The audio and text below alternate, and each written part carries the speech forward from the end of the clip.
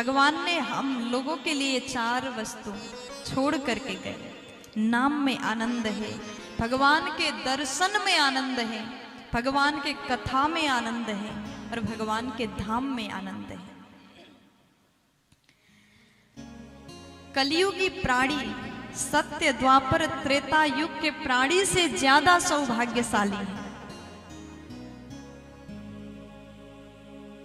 परम सत्य श्री कृष्ण कथा है। कहा गया तापत्रयन मूलनम, 3 प्रकार के ताप नष्ट हो जाते हैं जिसने भागवत कथा सुन लिया। और अंतिम में कहा शुश्रूषु भिस्तच्छणात्, जो भगवान कृष्ण की कथा को सुनता है ना, भागवत कथा, तुरंत उसके हृदय में भगवान आकर के बैठ जाते हैं। तत्क्षणात् यानी उसी समय, थोड़ा सा भी टाइम नहीं लगाएंगे, तुरंत आकर के भगवान जी हमारे हृदय मंडल पर बैठ जाते हैं। इसलिए ये कथा परम सत्य है। फिर व्यास जी से पूछा, प्रश्न किया, प्रभु ये बताइए ये सुंदर परम सत्य भागवत कथा का प्राकट्य कैसे हुआ? तब व्यास भगवान बोले, वेद रूपी कल्प वृक्ष में फला हुआ विगलित फल भागवत रूपी फल है। आप कोई भी फल खा लीजिए, अगर आपने ज्यादा सेब खा लिया तो पेट दर्द होगा।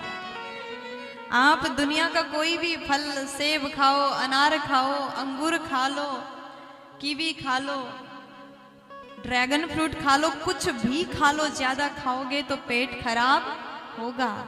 चाहे कितना बढ़िया क्वालिटी का खा लो, ज्यादा नहीं खा सकते। लेकिन भागवत ऐसा फल है, आप कितना भी इसे पान करो, आपके पेट में खराबी आने वाला नहीं है, क्योंकि ये फल आपके मन में असर करता है। गलितम फलम, विगलित है, पका हुआ है,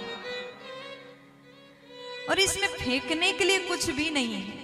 आप कोई भी फल खाते हो ना, उसमें से छिलका होता है, अंदर बीज होता है, गुठली होता है, सबको फेंक करके खाओगे। लेकिन भागवत में फेंकने लायक कुछ भी नहीं है। फिर किसी ने पूछा व्यास जी से, प्रभु ये भी बता दो, भागवत इतना सुंदर फल है तो इसको कौन कौन पान कर सकता है? अच्छा, यहाँ सोचने वाली बात है, भागवत को फल कहा और पान करने के लिए क्यों कहा? क्योंकि कोई भी फल को खाया जाता है, पिया नहीं जाता है। यहाँ पर लिखना था खादत भागवतम, लेकिन ऐसा नहीं है। व्यास जी ने क्या लिखा?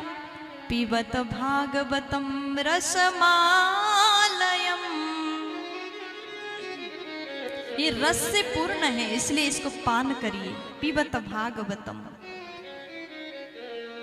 भागवत के फल में केवल रस है, ये सरल है, सहज है, पान करने लायक है, इसलिए पीबत भागवतम रसमालयम, रस से भरा हुआ है। इसको कौन सुन सकता है और कौन नहीं सुन सकता? व्यास जी से पूछा कि प्रभु ये बता दो, महिमा तो आपने खूब सुंदर गा करके सुना दिया, अब हम ये भी जानना चाहेंगे इसको कौन कौन सुन सकता है? ऐसा लिखा होगा कुछ, ये जात के लोग सुन सकते हैं, ये नहीं सुन सकते, कुछ तो होगा। तो व्यास जी महाराज कहते हैं जात का भेद नहीं है, ये जात पात का भेद तो इंसान ने शुरू किया, भगवान ने कहाँ किया? भगवान कभी भी जात नहीं देखते। अगर जात ही देखते तो सबरी मैया के घर में जाकर के, उनके झोपड़ी में जाकर के जूठा बैर क्यों खाते? भगवान हमें ऐसा नहीं देखते, ये गरीब है, ये अमीर है, ये छोटा, ये बड़ा, ये जात में ऊंचा है, नीचा नहीं देखते। भगवान केवल आपके मन को, आपके प्रेम को, आपके विचार को देखते हैं। इसलिए भागवत सुनने के लिए केवल वही लोग सुन सकते हैं जिसके मन में वास्तव में प्रेम होगा। अगर हमारे भीतर प्रेम नहीं है तो हम भागवत के अधिकारी नहीं हैं और मन भी नहीं लगेगा। आप लोग इतने भाव से कथा सुन रहे हैं, क्यों सुन रहे हैं? क्योंकि आपका मन लग रहा है।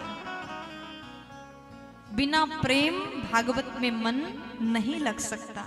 इसलिए व्यास जी ने ये कहा, मुहुरहो रसिका भुवि भावुका। जो रसिक जन होंगे, जो भावुक जन होंगे, केवल वही कथा सुन सकते हैं। बिना भक्ति, बिना प्रेम कथा नहीं सुन सकते। और बात में सच्चाई है, क्योंकि आप इस दौसा में कितने लोग होंगे। बहुत बड़ा दौसा है, शहर बड़ा है, कितने लोग होंगे। और इस हॉल में, इस स्थान में कुछ हजार लोग उपस्थित हैं। यहां कथा हो रही है, सबको खबर तो है, सबको पता है। वो लोग क्यों नहीं आए? घर में बैठ करके मोबाइल चला रहे होंगे, कुछ लोग सो रहे होंगे, कुछ अपने काम में व्यस्त होंगे, कुछ टेलीविजन देख रहे होंगे। लेकिन इतने बड़े शहर में से आप ही यहाँ पर क्यों उपस्थित हुए? क्योंकि आप प्रेमी हैं।